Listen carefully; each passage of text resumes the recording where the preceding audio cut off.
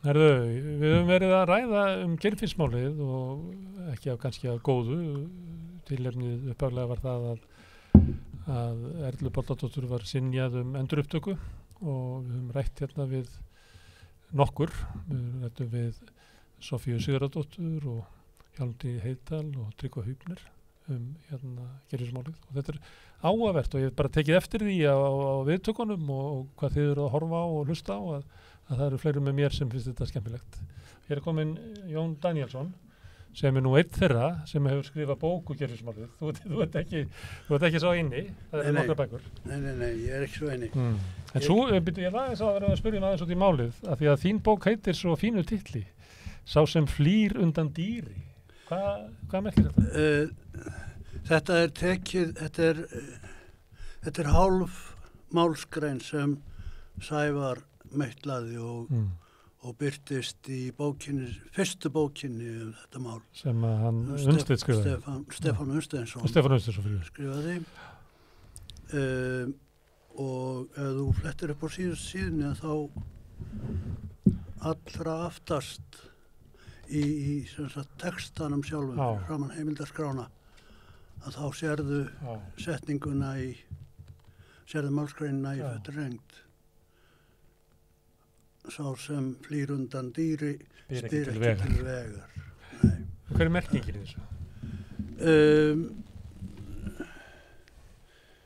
Það er bara að þú leitar bara allra leiða til þess að forða þér frá einhverju ógn. Já, í rauninni, Sævar og þau öll þarna inn í Síðumúlafangelsinu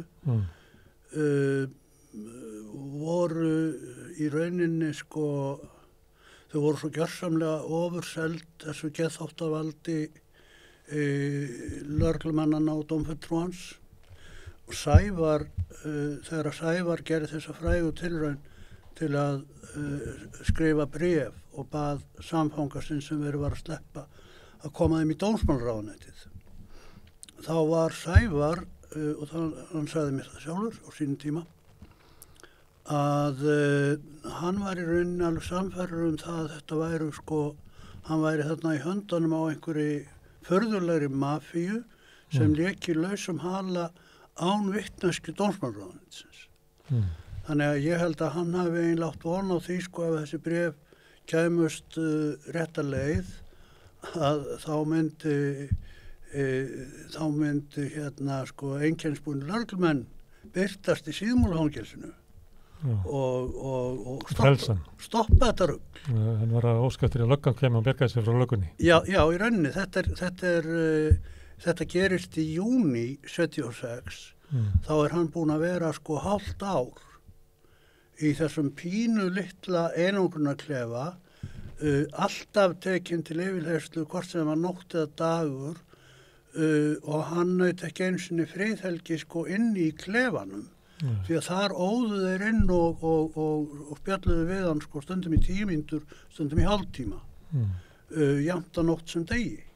Þannig að það er ekkert skrítið þótt að hann hafi haft eitthvað svona tilfinningunni. Það finnst mér ekki. Nei, hann satt hann inni náttúrulega í 2 ár.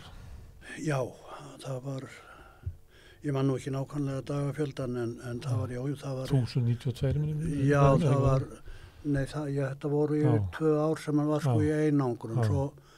Svo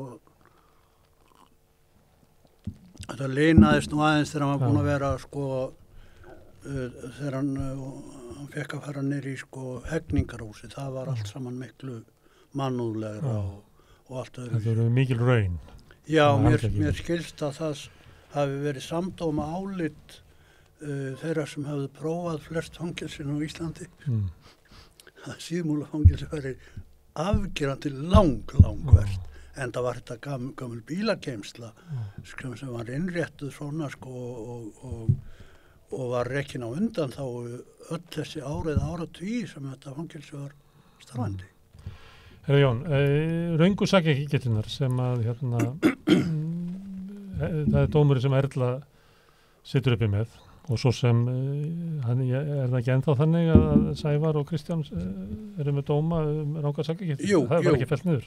Nei, það er vel að merkja, það er útbreiddur misskilningur að þetta gildi bara Erlu. Af því að þau voru 3 sem voru dæmd fyrir rangar sakargiftir og þegar Erla fær ekki endurupptöku að þá gildir það líka Kristján og Sævar. Það er að segja endurupptöku nefnd á sínum tíma þegar hún leyfði endurupptöku sko manndrápsmálana beggja. Það var þetta skilið eftir. Þá var þessi ákæru liður rangar sakargiftir í heild. Hann var skilin eftir og það gildi alveg jafnt Erlu, Sævar og Kristján Viðar. Akkur var það? Skilið eftir?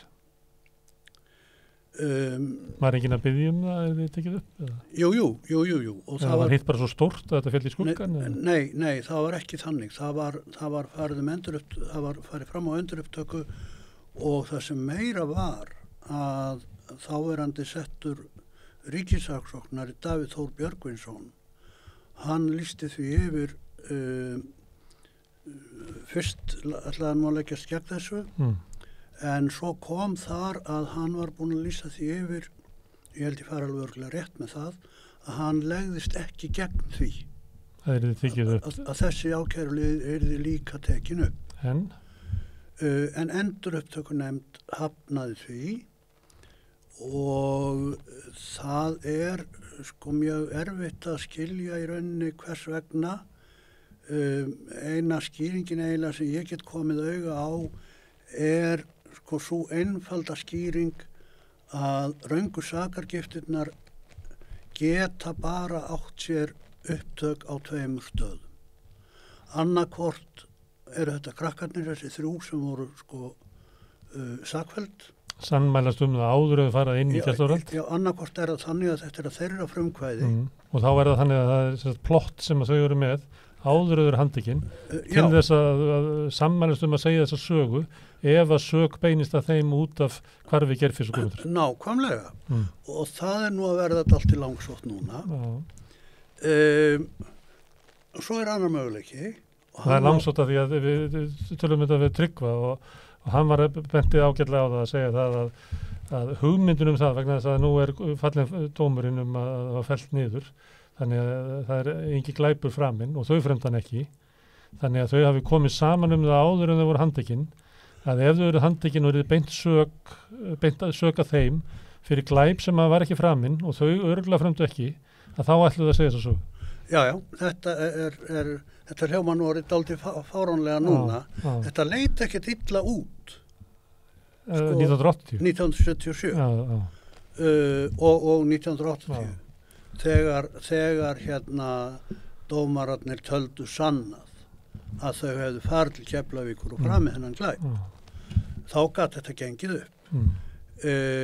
En nú er í rauninni sko, og ég held að mér takist hreinlega bara nokkuð vel upp að sanna það í þessari bók að það var útilokað að þau hefðu ekki getað farið til Keflavíkur. Þau hefðu ekki, þarfir utan hafði Sævar í rauninni Fjarvistarsson. Hann var að horfa á sjónvarpið heim hjá mömmu sinni. Þannig að það er algjörlega... Hann gat rifjað upp dagskránna? Hann myndi nægilega mikið til þess að það er illa gerlegt að halda því fram að hann hafi ekki séð þessa mynd.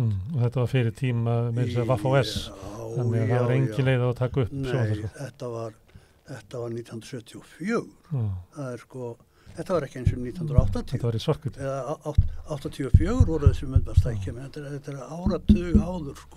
Þetta var fréttaskýringaþáttur Sonju Diego það sem vel annars kom fram svindl á víni í Fraklandi. Já, þetta var og Sævar myndi það.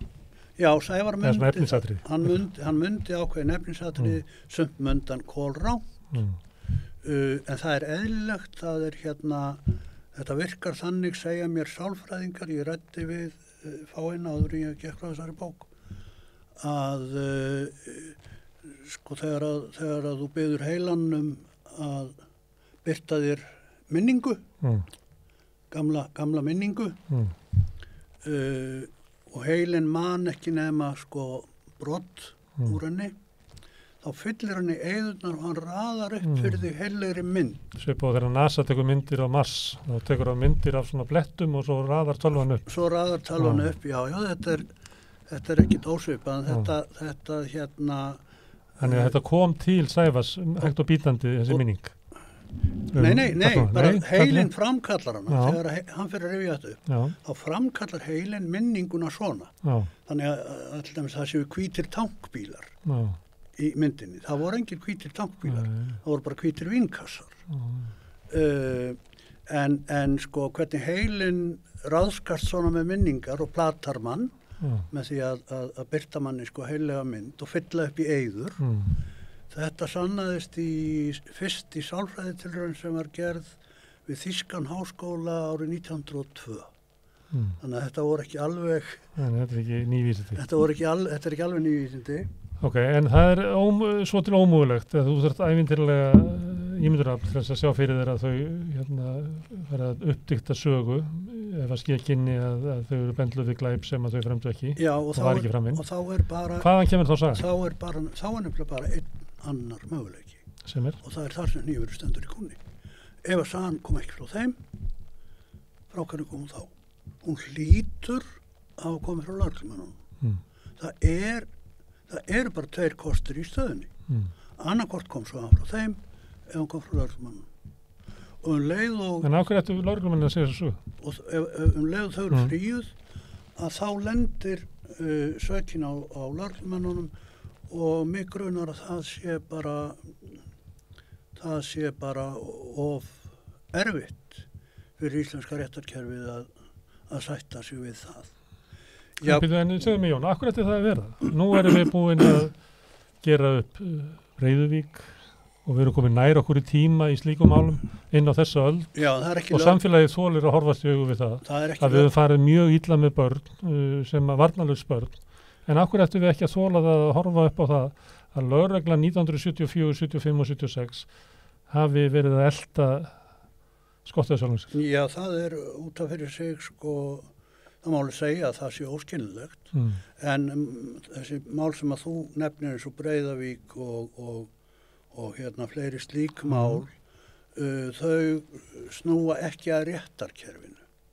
Það var ekki lögregla. Það var ekki dómstólar, dómarar. Ekki fólk í skikkjum. Í skikkjum verðulegir. Þetta er mjög íhaldsamt. Þegar þú ert viðstaddur réttarhöld í Hæstarétti þá sérðu sko lögmennina svækjanda og verjanda bugta sig og segja virðulegi dómur. Og það er eins og þarna er ákveðin íhaldsemi. En í rauninni, auðvitað ætti þetta að vera hægt. En... Einhvern tíma var sagt, Jón, það var með samband við endurupptökuna, að hún yrði ekki fyrr en að sko allir dómararnir sem að dæmdu dómin verið fallin frá. Já, það er einn eftir. Þannig það var ekki þannig. Það var hægt að taka upp málið, þó svo að allir dómararnir verið ekki fallin frá. En þeir sem að stóða rannsókninni, já, allir þeir þurfi ekki að vera hornin líka. Heldur það sé þannig? Að réttarkerfið, það þoli illa að einn af þeim þurfi að gangi gegnum það sé sannað að hann hafi vaðið villu og svima? Veist að ég leyfi mér eiginlega ekki að vera að halda mikið, sko. Það er eins og þegar ég skrifaði þessa bók og í rauninni það sem hef bæst við síðan hjá mér, það er úr þessum málskjölum og þetta eru svona það sem má kalla sko faktaatriði. Þetta þarf maður líka að setja fram tilgátur ef maður ætlar að geta ímyndað sér sko hvað gerðist. Það er hluti af blaðinu sko því að hvers vegna líka já, og það er svona vissulega maður neyðist út í ákveðin svona giskleik. Það verður bara ekki hjá því komist af því að sko það skortir sannanir, við höfum ekki játningar frá lögreglumönnunum eða frá sakadómaranum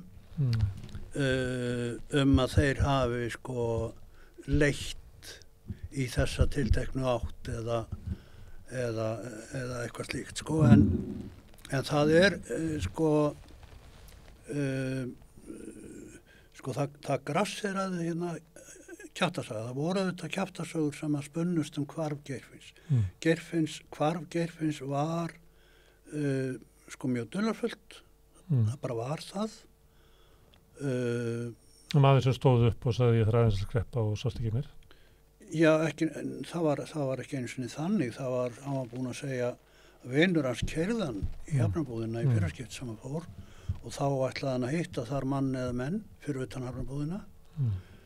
Hann fer inn í hafnarbúðina, kaupir sígarettur fyrir konuna sína og lappar heim, síminn hringir og hann segir ég búinn að koma og svo segir hann eitthvað mjög nálagt þessu, jæja þá ég kem.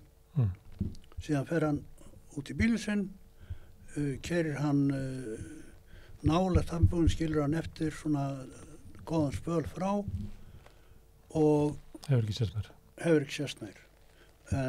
Tímarammin þarna er mjög stuttur. Það er hringt í hann á bílinu korter til 20 mínútur yfir, sannlega nær 20 mínútur yfir. Það tekur hann kannski 5 mínútur valla minna að komast sem hann leggur bílnum. Þá er klukkan orðin 25 mínútur yfir 10. 4 mínútur yfir 10:30, 9 mínútum eftir það. Þá stimpla sig út 2 menn þarna rétt í grendinni og þegar þeir koma út þá þekkir annar þeirra bíl Geirfinns en Geirfinn er hvergi sjáanlegur og stimpilklukkan segir 22:34. Þannig að þessi tímarammi þetta var mjög dularfullt. Þú sagði að vera kjaftasögur til í kringum þetta, hverju voru þær? Já, þær voru örugglega fleiri en ein. En við höfum staðfestað þessa kjaftasögu að Geirfinnur hafi farist á sjó við að sækja smygl fyrir klúbbinn. Hvaðan kom sú saga? Já, sá maður sem skáldaði þá sögu upp, að vísu verða nú sögur ekki til þannig. Þetta er eins og hjá honum H.C. Andersenum fjöðurina sem var að 5 hænum. Það er einhvern veginn svoleiðis sem þetta gerist. En ef einhver einn maður hefði skáldað upp þessa sögu, þá er hann maðurinn sem er sekur hinnar röngu sakargiftir í rauninni. Því að allt byggist þetta á því og það er eins og lögreglumennir, það verðast mjög margir hafa lagt trúnað á þessu sögu. Við sjáum það til dæmis af sögunu sem að Guðmundur Ragnarsson segir börnunum sínum og þau fara með. Og Sofía var að skrifa greinum þetta í Kjarnan. Já. Og við vitnum aðeins í hana í grein í samstöðinu og ég vitnaði líka í bókina þína. Já.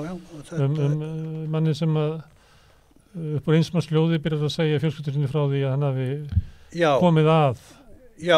Já, það er í rauninni sú saga skiptir að minni hyggju óðalega litlu máli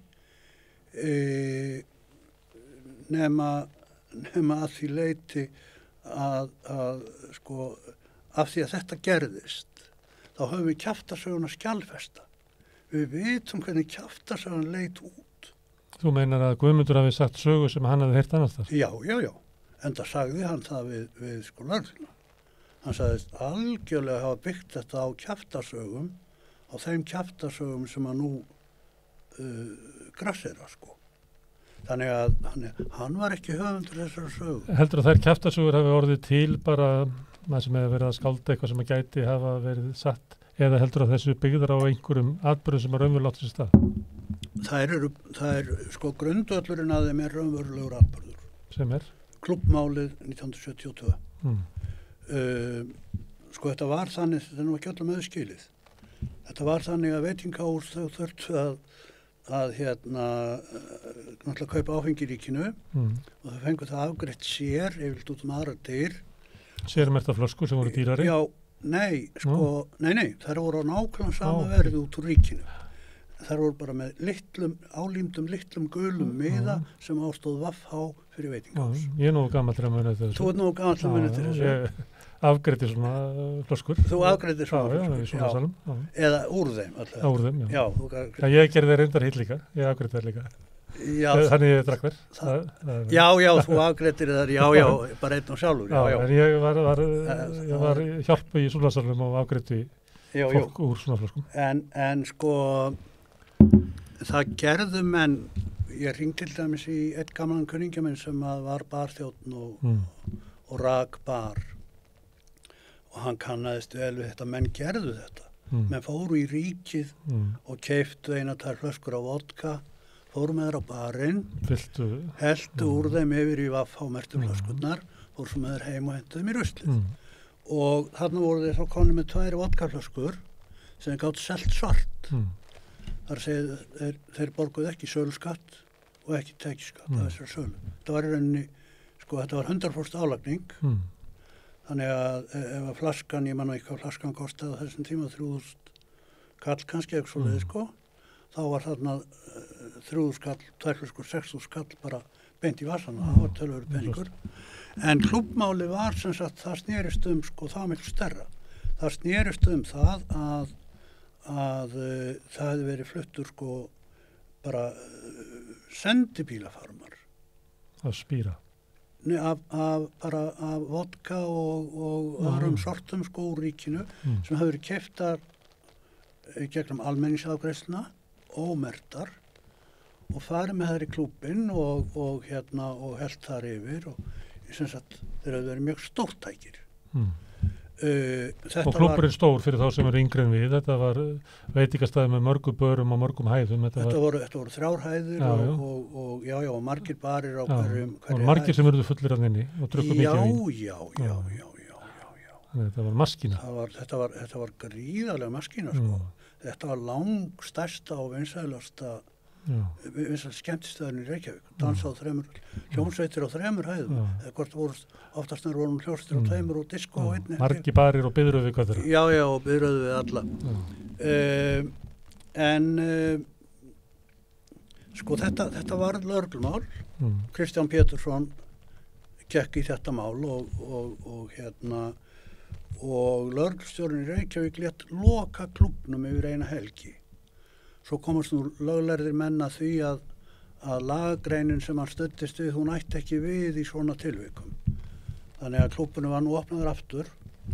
En náttúrulega þegar klúbburinn, stærsta og vinsælsta hús í Reykjavík, er lokað yfir heila helgi, þá tekur fólk eftir því. Og það er lögreglan að búið að innsigla.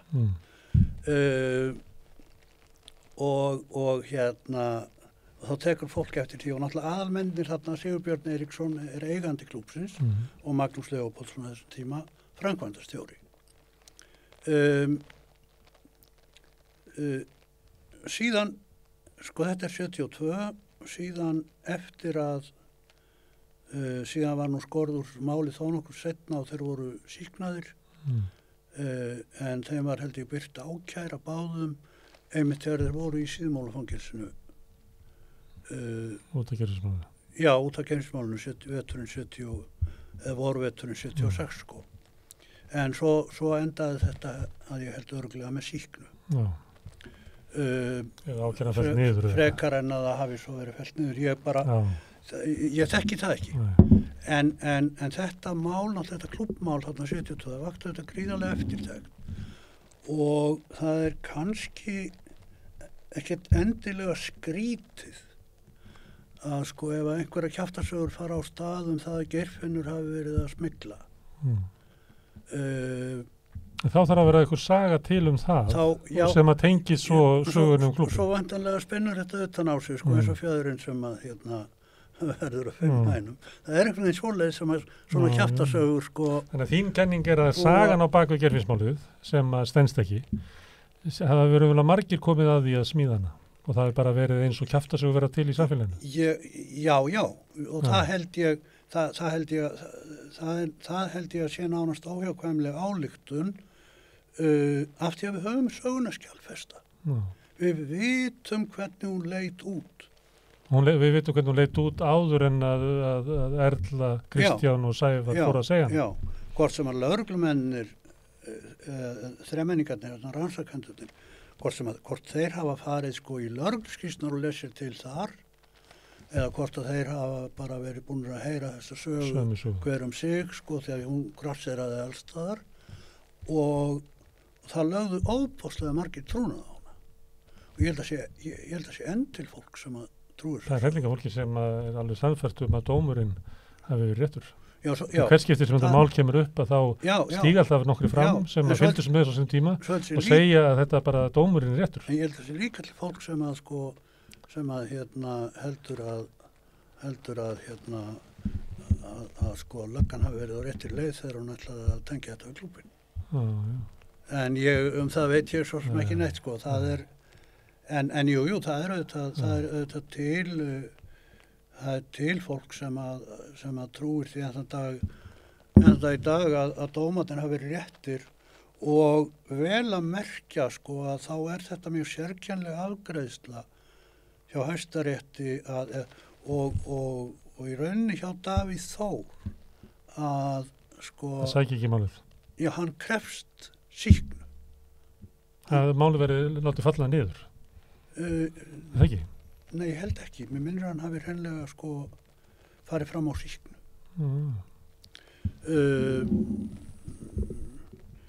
Og Hæstaréttur segir síðan þegar af þeirri ástæðu verður að... Dómari getur náttúrulega ekki tekið fyrir mál ef að sækjandinn ætlar ekki að sækja það. Nei.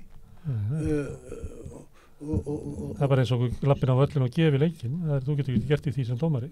Nei, þú getur að lítið gert í því sem dómari. Og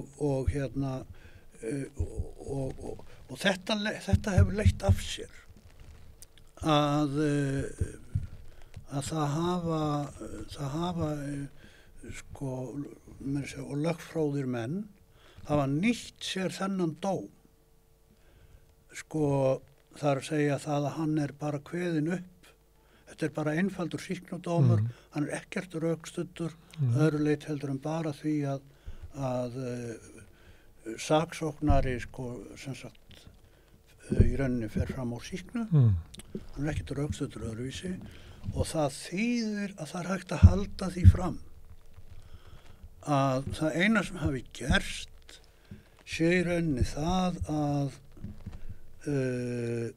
núorðið að þá teljist þegar sönnunarbyrðin hvílir náttúrulega á ákæruvaldinu að ákæruvaldinu hafi á sínum tíma í raun og veru ekki tekist að sýna alveg nægilega vel fram á sektina. Já, svo kemur eitthvað svona ensamt. Ensamt var þetta satt. Og svo segja menn einmitt vegna þess að þetta, ef menn útskýra þetta svona, það tókst bara ekki alveg nógu vel að sanna sektina, en auðvitað var þetta svona, auðvitað voru allir sekir. Eitt hlutið af þessu máli er svona hvernig fólk tekur þessu, af því að þetta er svona réttarfarsneygsli sem er í öllu samfélaginu. Maður hefur líka svona afstöðu sem er, það má vel vera, þetta hafi ekki kannski verið alveg svona, en þetta fólk var sekt. Þú kannast við það? Það er þetta algenga... Ef það var ekki þetta, þá bara eitthvað annað. Já, það er eitthvað algengt viðkvæði, þetta voru... Ekki kórdringir eins og... Nei, þetta voru krimmar. Þau voru þetta... kannski var samt að kalla Erlu krimma því að hún í rauninni var hún var nú ekki mikið í afbrotum en hún tók þátt í pórsvikonum og fann aðferðina hvernig var hægt að svíkja fyrir já og það var út af fyrir sig nokkuð vel af sig ekki má segja og alveg stórmerkilegt að ríkisstofnunin Póstur og Sími að formaður þess fyrirtækis hann skildi ekki bregðast við og setja hann til lekan strax í ágúst heldur bara eins og hann hafi velt sér á hina hliðina og haldið áfram að lúlla þannig að þau gera þetta bara aftur nákvæmlega eins í október þetta er stórfurðulegt Hún hefur sagt að þau hafi svikið þarna út sem hafi á þeim tíma verið andverði útborgun í einbýlishús sem að væri þá líklega svona 30-40 milljónir í dag. Já, ég keypti... Þetta hef ég bara eftir Erlu, Já, ég keypti íbúð á Akureyri þarna þetta sumar 74. Hún kostaði 1200.000. Og þau svik út hvað mikið? 950. Já. Þannig þetta er eins og íbúð á Akureyri, eða svona 75% íbúð á Akureyri. Já, það var, mér minnir að sko... Það er sama, við endum í svona 35 miljónum eða svo. Sem þau hafa svikið út þarna í tveimur atriðum. á því með það verkgildi, en það er nú... Hvað finnst þér það þegar fólk segir þetta voru ekki kórdrengir og það má vel vera að þetta ekki allt verið sannað og svona, en þeir þá fylgir eftir svona hugmyndum með að þeir áttu þetta skilið. Já, getur það hafa spilað inn í það, hvernig var staðið rannsókninni og hversu erfiðlega hefur gengið að fá þetta mál endurupptekið og einhvern veginn rannsakað, að þetta fólk hafi bara ekki verið alveg fullgildir borgarar og þeirra réttindi ekki alveg að fullu virt vegna þess að þau voru í dópi, þau voru í smáglæpum. Það er engin vafi á því að þeirra réttindi voru ekki virt. Gísli H. Guðjónsson, réttarsálfræðingur, skrifaði bók sem kom út 2018, The Psychology of False Confessions, og vitnar þar á nokkrum stöðum í mína bók og vitnar meðal annars í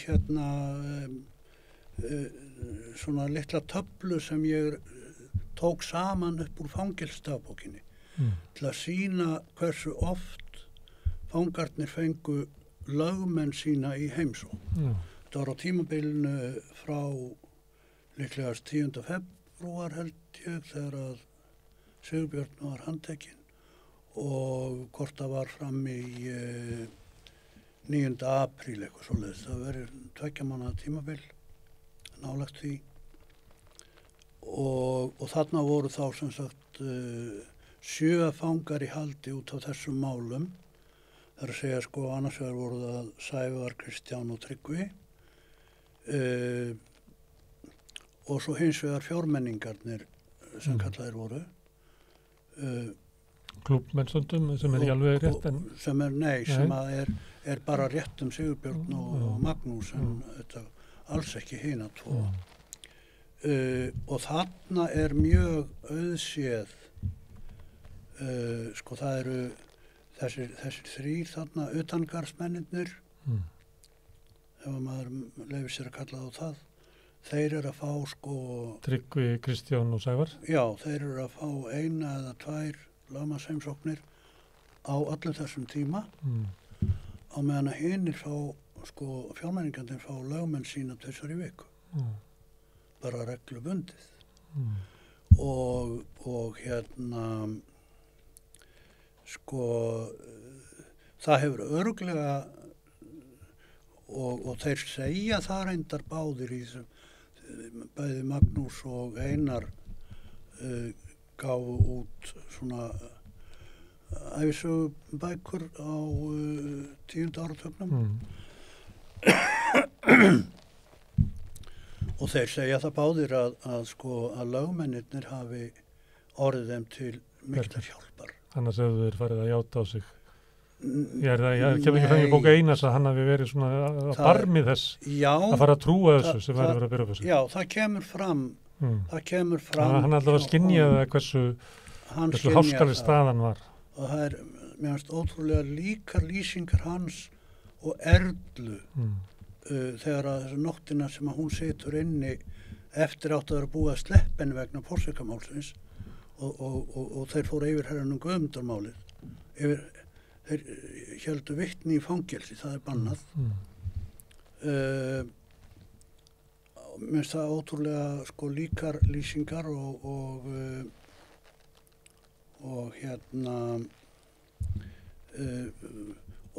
þetta kemur svo sem sko afar vel heim við lýsingar Gísla H. Guðjónssonar á játningum, þar að segja, hann kallar þetta minnisvafa heilkenni, að fólk vera efast sjálft sig.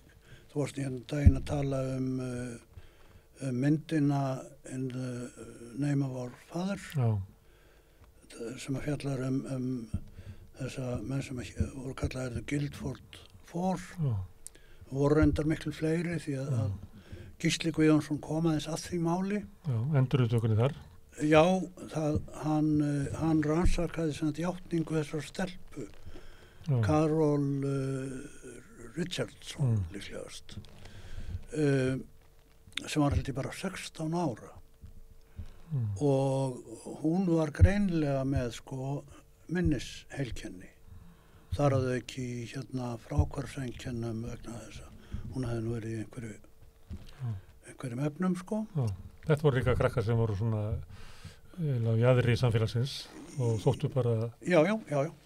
Það er svona, það má segja að það séu ákveðin líkindi þarna með þessum málum, En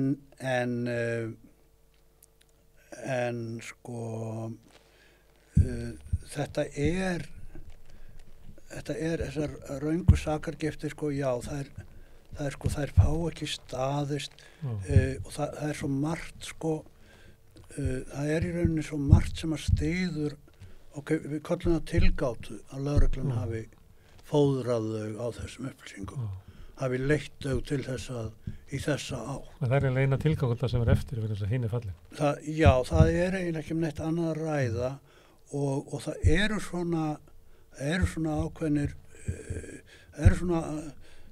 ákveðnir hlutir sem að styðja þessa kenningu, að það er að segja að lögreglumenn hafi trúað á söguna Geirfinn sem drukknaði í sjóferð þegar hann var að smygla fyrir klúbbinn. Það kemur fullkomlega heim og saman við fyrstu skýrsluna sem er tekin á Sævari. Þá er ástæðan fyrir því að hann blandast inn í þetta máli.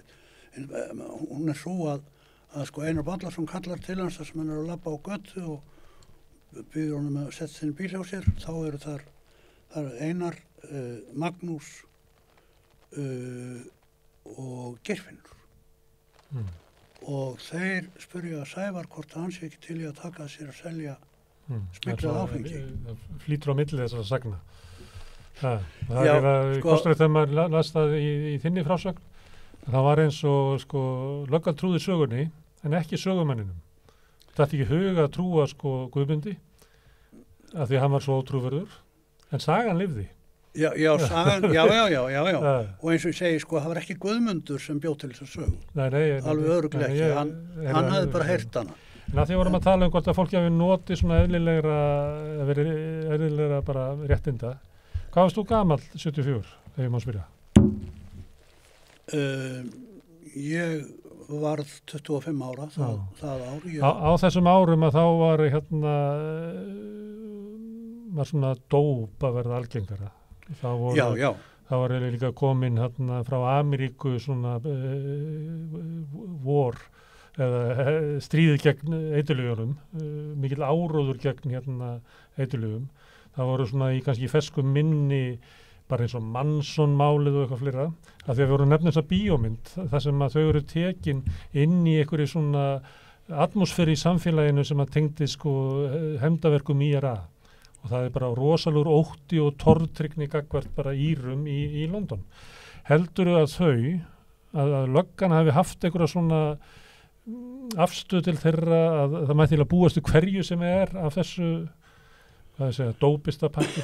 Var andrúmið í samfélaginu þannig að fólk sem var bara að reykja? Já, ég setti þarna inn svolítið millikafla þetta. Af því að mér fannst nauðsynlegt og það er nauðsynlegt þetta er svo ofboðslega langt síðan. Það er að verða hálfu öld síðan þetta var og þetta var einmitt eins og segir menn á Ísland, það er ekki fyrir en 1970 sem að hinga fara að berast þessi nýju efni hass, fyrst og fremst hass og LSD líka amfetamín. Bara hristið samfélagi þegar Trúbrot sagði í viðtali að þau eru reykt hass. Já. Þetta var og síðan er annað líka og það er það að það spretta upp þessar litlu kommunistagrúpur. KSML.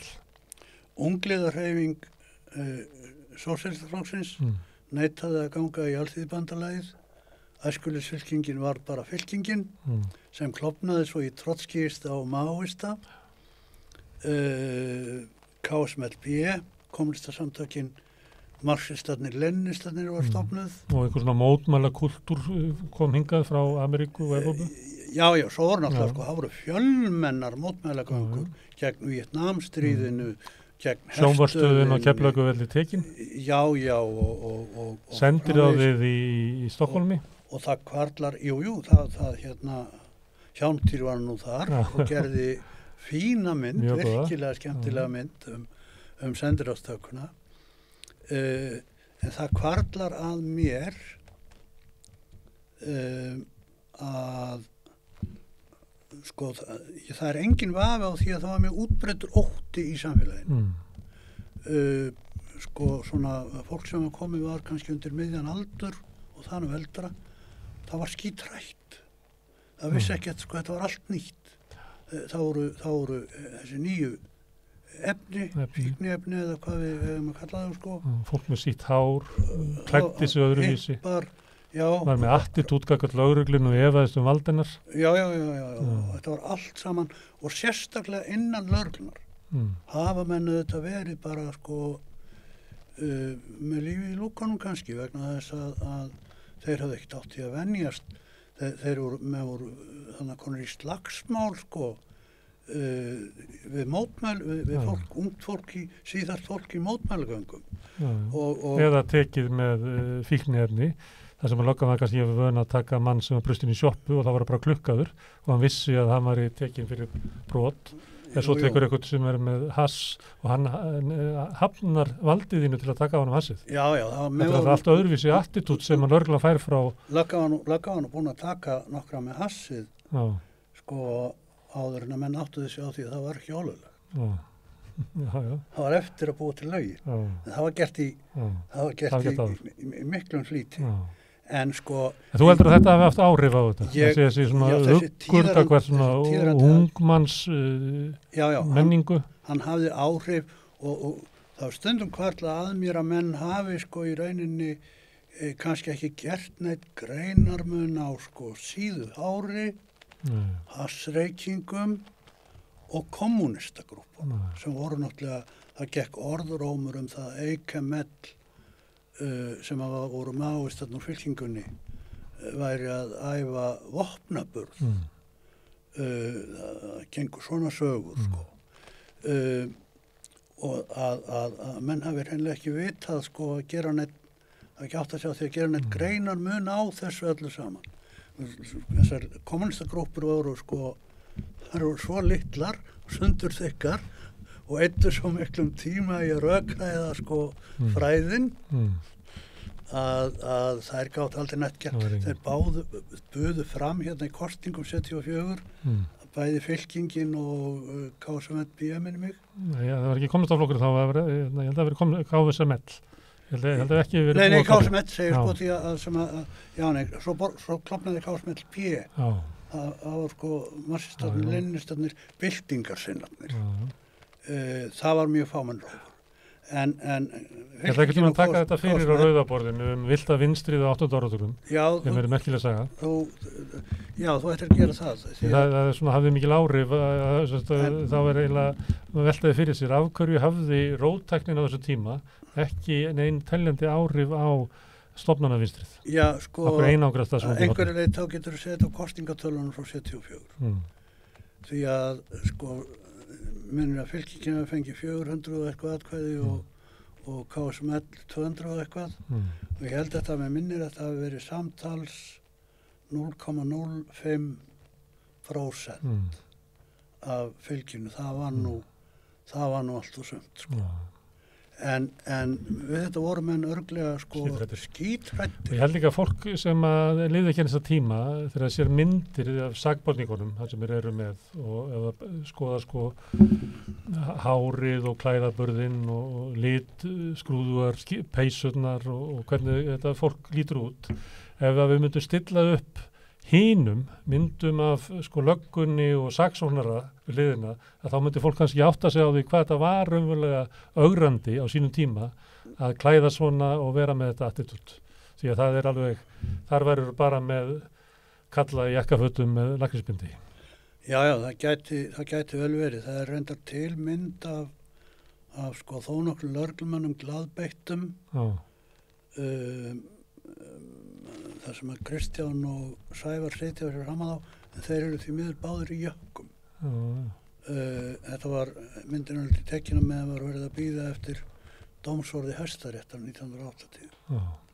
Herðu Jón, við erum búin að sitja lengi hérna og spjalla. Þakka fyrir að koma hérna. Ég lofaði að tefja það ekki alltaf mikið. En við ætlum að halda áfram að ræða Geirfinnsmálið í næstu þáttum. Ég held að Sigursteinn Másson sé næstur að verði hérna á 50-daginn. Þetta er svona framhaldssagan hérna við Rauðaborðið. Við erum með þetta í endan á þáttum reglulega. Næst verður Rauðaborðið, skal ég segja ykkur, á morgun klukkan 8. Við sjáumst þá verður þáttur með einhver allt öðru efni. Góða nótt.